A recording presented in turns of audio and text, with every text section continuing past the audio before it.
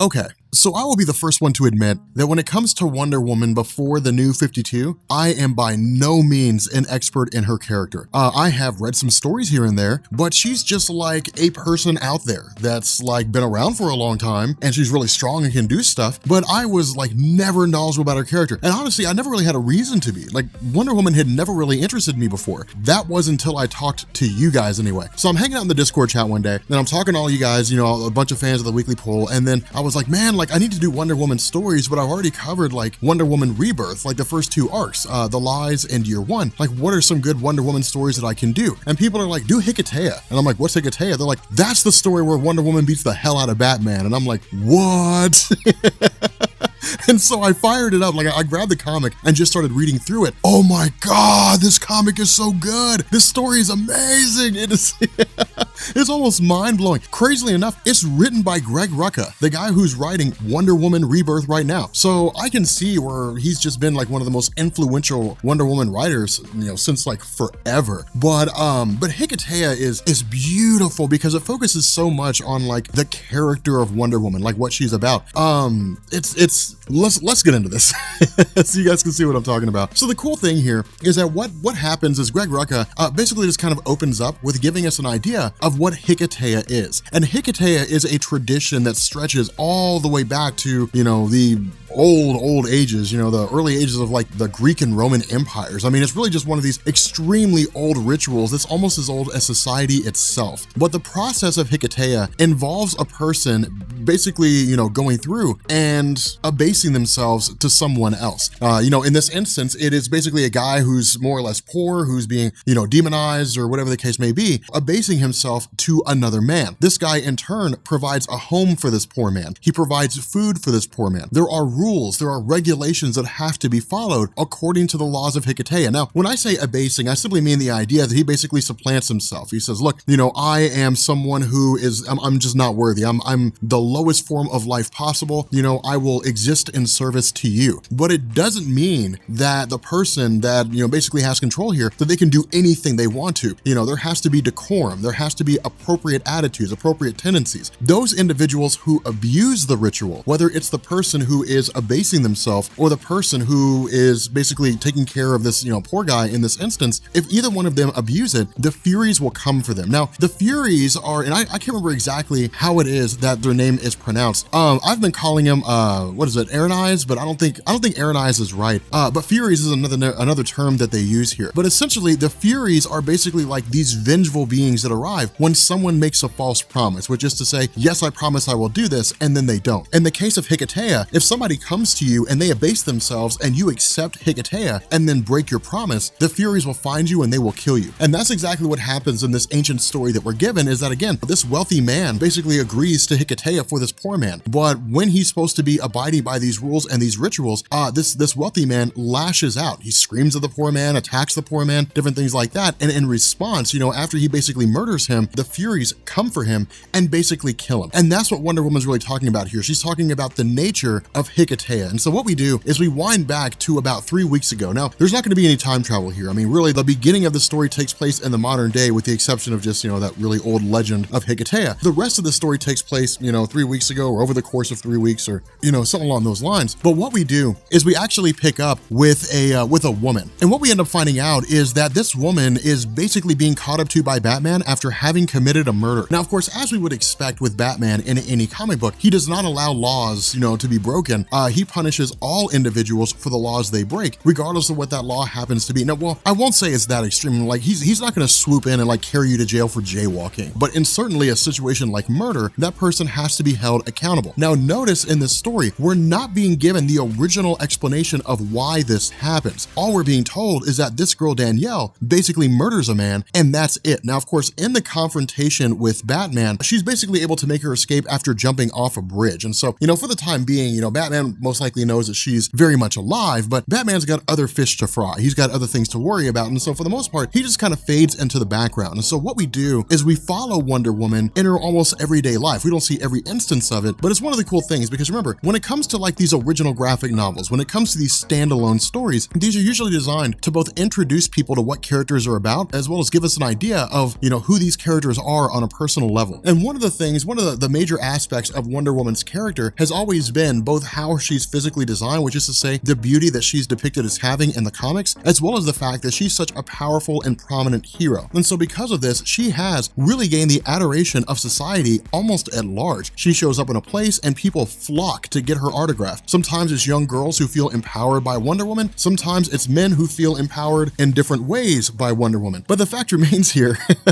that she does have a massive effect on society as a whole. And that's one of the big things that's kind of important with this story, is because this is one of those stories that DC wrote where it really highlights like the hope of comic book characters, the great aspect of comic book characters. It's very similar to like Paul Dini and Alex Ross when they wrote World's Greatest Superheroes, which if you never read that, you guys really need to read that. I mean, it looks beautiful.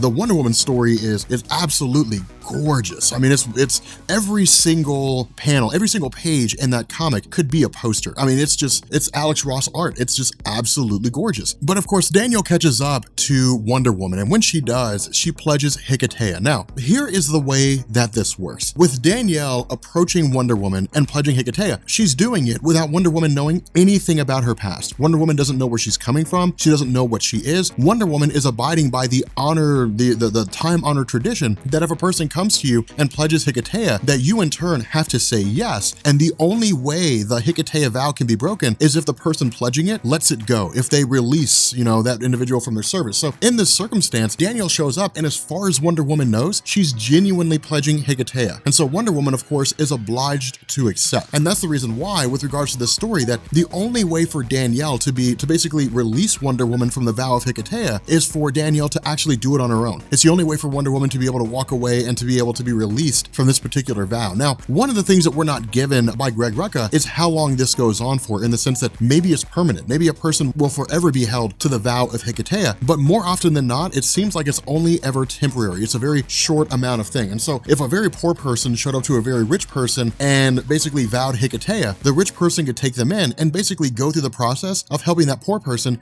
get up to their feet, maybe even make some money on their own, after which the poor person would be obliged to let the rich person go. And that's what Wonder Woman says. With this whole process of Hiketeia being accepted by Wonder Woman, what she does is she gives us rules. She gives us guidelines. She gives us a code that has to be followed whenever Hiketeia is accepted. Now, of course, Wonder Woman also begins to realize what's going on with regards to the Furies, watching the events unfold, and so on and so forth, but we'll learn a little bit more about them here in a second. What Wonder Woman tells us is that when a vow of Hiketeia is accepted, that comfort must be given to the supplicant. The person that shows up, in this instance Danielle, has to feel comforted, which is to say she has to be given food. She has to be served at a table. She can't be made to live in destitution and squalor. Wonder Woman couldn't force her to live inside of a cabinet or something like that. That would violate the vow of Hiketeia, and the Furies would come after her. There has to be basically recognizing the honor of the person that comes and makes a Hiketeia vow. In this instance, recognizing that essentially Danielle showing up with her hat in her hand, asking for help from Wonder Woman, and in turn, Wonder Woman is saying yes, and she cannot abuse that fact. However, Danielle herself has to abide by rules, that she basically cannot abuse the offering of Wonder Woman, which is to say she can't eat her out of house and home. She can't spend all of her money. She can't mistreat Wonder Woman in any form or fashion. She can't talk down to her. She can't make her feel as though she's not nearly as important. Danielle has to realize that at any point, Wonder Woman could have said no if she so felt like it, if she believed that Danielle was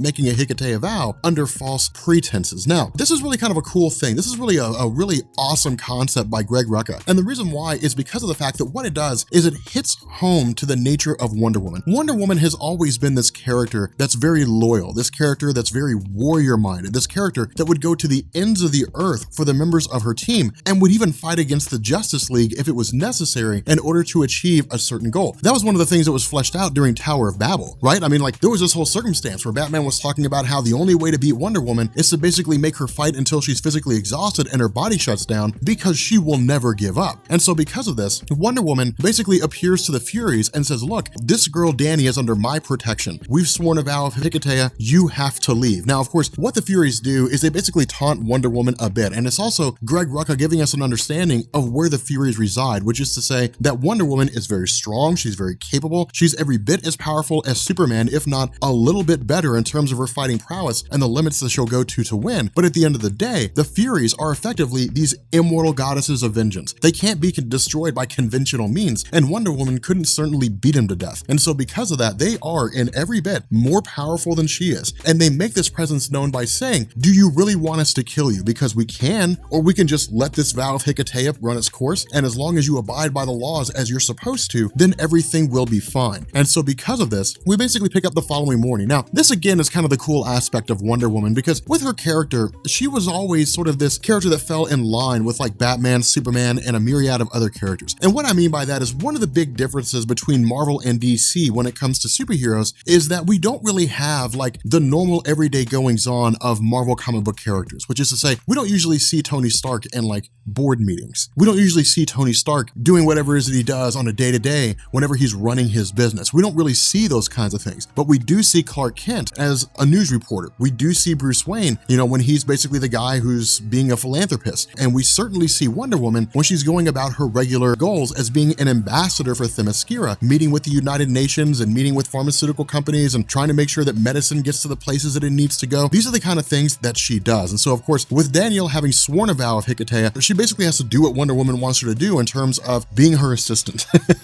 She's got to take notes, she's got to take dictation, different things like that. But again, this vow still remains. Now, the cool thing is that it does give Danielle a chance to see what Wonder Woman is about, that she's more than just a hero that runs around, fights alongside the Justice League, beating up monsters, and that's the end of that. There's a lot more to her than that. She's every bit humanitarian. She fights for the right thing, no matter what it might happen to be. She's always there to lend a helping hand to those individuals who need her. And that is the important element of Wonder Woman, really more so important than even this story itself, is that Wonder Woman inherently has always been this superhero that had to kind of arrive on the scene and carve a niche for herself in the sense of just empowering young women who read her comics, you know, empowering young people who felt disenfranchised, who happened to stumble across her comics. She always had to fall in line with Superman, with Batman, you know, with the Teen Titans. She's one of a litany of superheroes who serves the purpose of empowering people who can relate to her. And so that's one of the coolest things about Wonder Woman, you know, as a concept is, you know, she's almost consistently underrated in terms of what it is that she's capable of. You know, nobody sits down and says, man, if there's anybody I want to have in my corner in this fight, it's Wonder Woman. No, they say, I want Superman, I want Batman, I want any of the other members in the Justice League except for her. But the cool thing is that when it comes down to it, she's actually the one you want. Like, she's really the one you want in your corner because she'll fight until the bitter end. And that is the point that Greg Rucka makes when Batman shows up on her doorstep. When Batman arrives and says, look, you know, you are harboring a fugitive. This girl,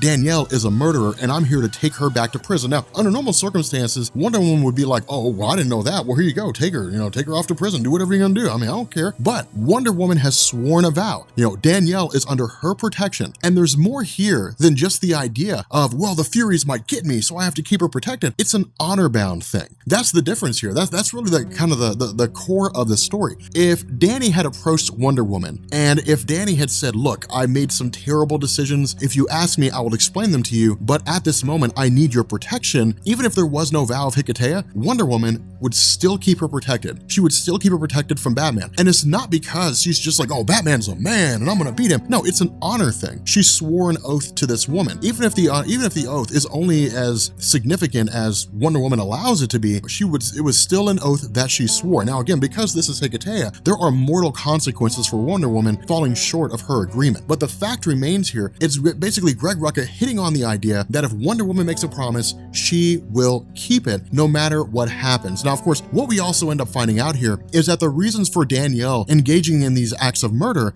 actually served a purpose. When Batman comes busting in, he starts running off names like Artie Mason, Steve Rittenhouse, Peter Collins, so on and so forth. These different guys, Roy Braddock, these different guys that she had basically killed. Now, at the end of the day, Wonder Woman still says, no, you cannot take this girl. And this fight between herself and Batman ends quick, fast, and in a hurry. I mean, there is not much to be had here. You know, Batman kind of comes busting in, look, this girl's coming with me. Wonder Woman grabs him and throws him out a window, and that's it. I mean, Batman, you know, they'll fight again later on, but he gets wrecked pretty easily. And so ultimately, you know, Wonder Woman says, look, you can leave with your life or you can stay and die. And so ultimately, Batman decides to leave with his life. Now, as we know, it's not over. Batman's going to make his return. The two of them are going to fight again. But from here, we get into this whole discussion about what it is that Danielle had done. And what we find out is that Danielle had a younger sister, and her younger sister had basically arrived in Gotham City, not realizing what she was getting into. She had a bus ticket paid for her by Roy Braddock. And of course, Roy Braddock had basically bought her in and then began saying things like, "You owe me for the ticket that I bought you," which began as a very, well, not really a pretty innocent thing, but it led to her basically being forced to make concessions. You know, she was basically taking pictures that she wasn't comfortable with. Pictures eventually led to movies. Movies led to her being uncomfortable with what she was doing. She started to fight back. She was basically forced into drugs, which in turn led to her being involved in prostitution. And so her life just took this downward spiral, falling into absolute hell. But the reason why this girl was preyed upon so easily was because of the fact that she was from heartland America. She was from Missouri. She's this young, innocent girl that has no ideas of the ways of the world. And when she got to the big city ate her right up. And so because of this girl was basically killed. Now, in response to this, you know, when she died of a drug overdose, this eventually led to Danielle arriving on the scene and wreaking absolute havoc. I mean, she got revenge like you wouldn't believe, stabbed him to death or shot him or whatever the case may be. But in her mind, those men had to die. And so because of that, Wonder Woman, well, I wouldn't necessarily say she accepts the story. She understands where Danielle's coming from. You know, Wonder Woman thinks of people who are basically her equals. You know, Cassie Sandsmark. She thinks of like Donna Troy, people who are every bit sisters, so to speak, to Wonder Woman, people she confides in, people that she talks to, people that she trusts implicitly. What if something like that had happened to them? And so Wonder Woman understands where Danielle's coming from. And she more or less basically makes a statement, if the shoe were on the other foot, if I were in Danielle's position, I would have done the exact same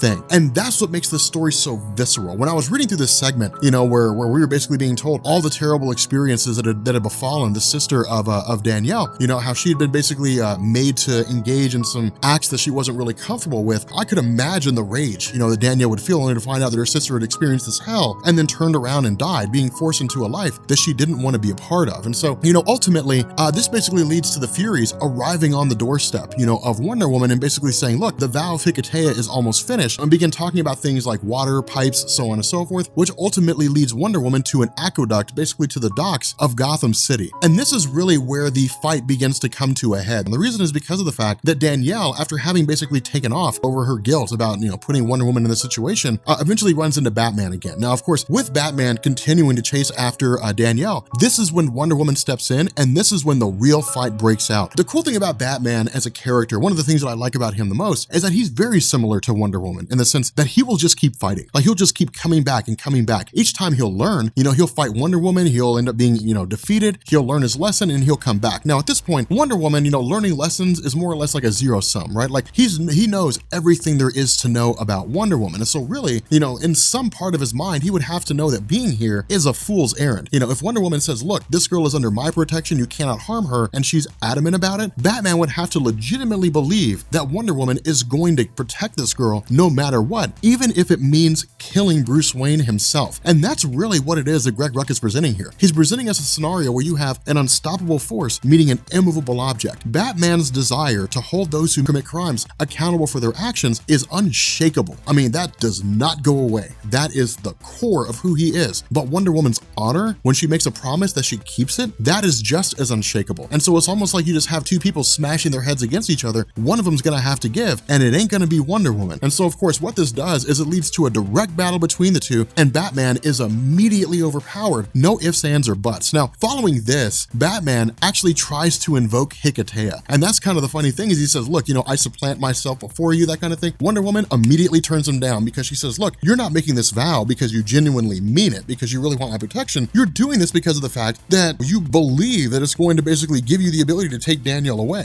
Now, of course, one of the things that I'm not too partial on with this is it almost seems as though Greg Rucka is kind of toning down how smart Batman is. And in truth, a lot of writers will do that. I mean, if Batman were consistently shown to be as smart as he is, whenever we see the most extreme demonstrations of his intelligence, then he would solve every problem everywhere all the time. There have to be instances when Batman's intelligence is toned down simply for the sake of storytelling. In this instance, where Wonder Woman says, look, you know, you have to know, if you know Hiketeia like you believe you do, you have to know that I can say no if I believe that you don't really mean it. And of course, you know, this is basically her saying, you do not know Hiketeia as well as you think you do. You know, you are not well versed in the history of this particular vow. Now, we would have to believe that in the first encounter, when Wonder Woman said, look, I swore a vow of Hiketeia to Danielle, you know, she's under my protection, I cannot let her go. Even if Batman had to go back and do research, he would have researched every scrap and iota of information. So maybe it's just that he missed something, but I have a hard time believing that he wouldn't have a full understanding of the vow of Hiketeia as it related to like Achilles, one of the most notable characters in Greek mythology. And so because of that, with her basically overpowering Batman and with Danielle realizing she's the only way for the vow to be broken, Danielle effectively jumps off the top of a water tower and kills herself. It's basically her saying, look, you know, I put you in this situation. The only way for you to get out is for me to basically let myself go. And that's it. She just sacrifices her own life in the process. And so what this does is it leaves Wonder Woman kind of battered and broken to a degree. I mean, she's really just kind of crushed because on a personal level, she feels like she's failed. You know, she feels like she hasn't done her job the way that she's supposed to. Danielle was under her protection. It was Wonder Woman's job to keep Danielle safe, even if it meant keeping Danielle safe from herself. But as the story begins to wind down, Wonder Woman's just kind of left with her thoughts. Of course, the Furies begin to more or less go away, and that's really the end of that. But Wonder Woman's just kind of left to realize, you know, that this life that she lives, you know, this life out here in the world is not nearly as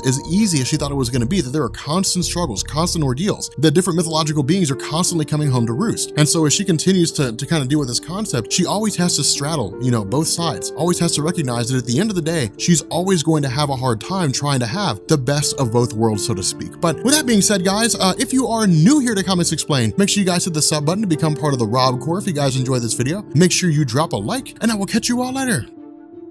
Peace.